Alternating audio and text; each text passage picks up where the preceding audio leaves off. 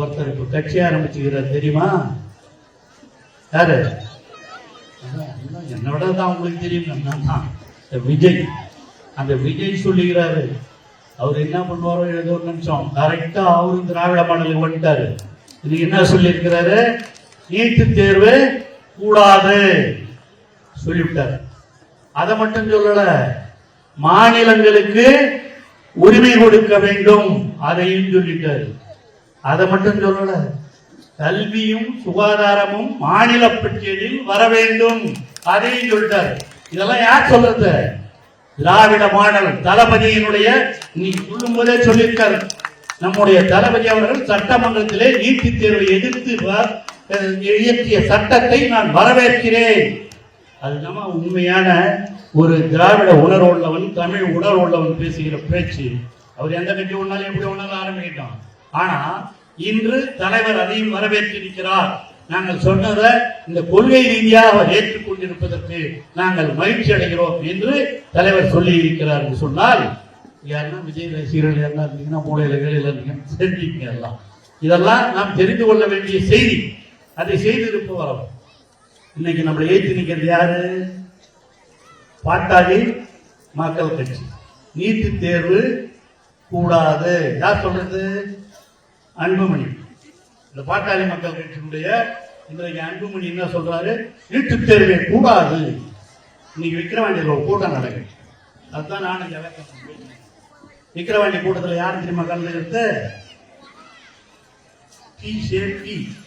BJP யாரு? Annamalai. Annamalai கலந்துக்கிறாரு.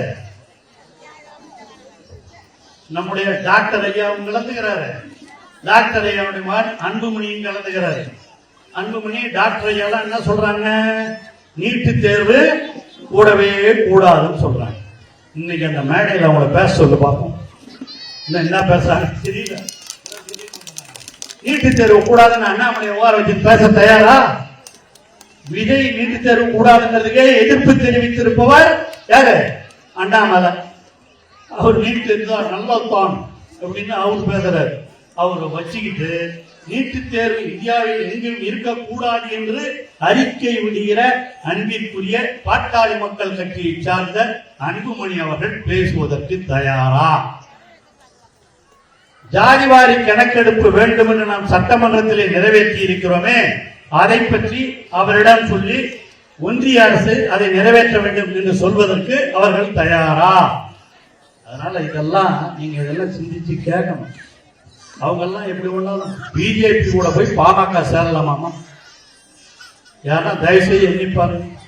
BJP ஜாதி வெறியை தூண்டிவிட்டு மத வெறியை தூண்டிவிட்டு அரசியல் ஆதாயம் தேட நினைக்கிற ஒரு கட்சியோடு இன்று நீட்டு தேர்வே நாங்கள் எடுத்து விட மாட்டோம், நீக்க மாட்டோம் என்று சொல்லிக் கொண்டிருக்கிற பிஜேபியோடு நாங்கள் நீட்டு தேர்வை இந்தியா முழுவதும் நீக்க வேண்டும் என்று சொல்லுகிற அன்புமணி அவர்கள் எனக்கு ரொம்ப வேண்டிய நண்பர். அவர் இன்னைக்கு சொல்றாருன்னா இன்னைக்கு அந்த மேடையில அண்ணாமலை கிட்ட சொல்லி நீங்களே சொல்லி நீட்டு தேர்வை நீக்குங்கன்னு சொன்னார்னா நாங்க சொல்ல தயாரா? பேச முடியும். பேசுறாங்களாங்க தெரியும். நேற்று வரல அறிக்கை விடுறாரு, நீட்டு தேர்வு இருக்கக்கூடாது, இந்தியா முழுவதும் இருக்கக்கூடாது. ரைட், அத இன்னைக்கு சொல்லுங்க. அண்ணாமலை வச்சுக்கிட்டு பேசுங்க. அண்ணாமலை இன்னைக்கு அறிக்கை விடுறாரு, நீட்டு தேர்வு நான் எந்த தப்பும் இல்லை, விஜய் சொன்னது மிகவும் தவறான ஒன்று, விஜய் திட்டுறாரு, விஜய் சொன்னது ரைட்னு சொல்லி அன்புமணி சொல்றாரு. அப்ப நீங்க எப்படிங்க கூட்டணீங்கன்னா கொள்கை இருக்கா உங்களுக்கு? கொள்கை இல்லாத ஒன்று அவங்க ரெண்டு பேரும் சேர்ந்துங்கன்னா உங்ககிட்ட ஓட்டு கேட்க வருவாங்க. நாம கொள்கையோடு இருக்கிற கூட்டணி, இங்க இருக்கிற கூட்டணி என்பது இங்க இருக்கிற சிபிஎம், நம்முடைய ராமமூர்த்தியா இருந்தாலும் சரி, விடுதலை சிறுத்தைகளா இருந்தாலும் சரி, காங்கிரஸா இருந்தாலும் சரி, சிபிஐயா இருந்தாலும் சரி, மதிமுகவாக இருந்தாலும் சரி, அதே போல எல்லா கட்சிகளும் ஒருங்கிணைந்து நடத்துகிறோம் சொன்னால் ஒரு கொள்கை அடிப்படையிலே எங்களுக்கு ஒற்றுமை இருக்கிறது. அதை நிறைவேற்றுவதற்காகத்தான் நாம் இதை ஒரு முன்னோட்டமான தேர்தலாக கருத வேண்டும். முன்னோடி தேர்தல். ஏன்னா 26 தேர்தல் வருது. அதையும் முதலமைச்சர், தமிழக முதலமைச்சர் தெளிவாக சொல்லி இருக்கிறார். இந்த தேர்தலில் நாம் பெறுகிற வெற்றி 1926 தேர்தலில் நாம் பற்றி 40க்கு 40 பெற்றோமோ அதுபோல 234 சட்ட தொகுதிகளில் 200க்கு மேல் பெறுவோம் என்று சொல்லி இருக்கிறார். 200க்கு மேல் உள்ள 234 தொகுதிகளிலேயும் நாம் வெற்றி பெறுவோம் என்பதை நிரூபிப்பதற்காக நடைபெறுகிற தேர்தல் தான் விக்கிரவாண்டியிலே நடைபெறுகிற இடைத்தேர்தல்.